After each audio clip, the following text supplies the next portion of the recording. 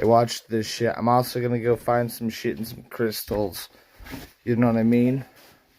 Not like meth, but I mean like some of my antimatter components. I'm getting more components to make more prototypes of different types of components to use them. So I'm gonna make them work and show similar in a way and other things.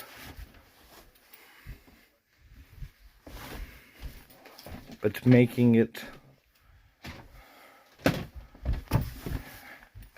it's new tech. Literal tech that works. I'm not lying. I have it open source on my Artichoke No 204 on my page. I have multiple different forms of types of antimatter tech too that would be great ideas to get refined. And but you could make a zero-sum engine off of the induction of it.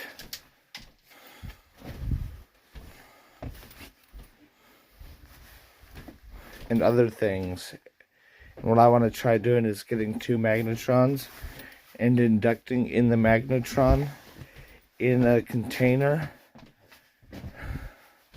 proper frequencies to perturbate it inside of crystals to try to ionize and cause a transmutation of certain types of crystals and other things as a perturbation, or with solvents and salts in crystals. You know what I mean? Things that could do that and have chitin too. You know what I mean? So, or the keratin, to have the keratin powdered in it, and to test with a LED and capacitor in molecular phasing. So you do that, the pulse width modulator with something like this, UV light and shit, and then yeah,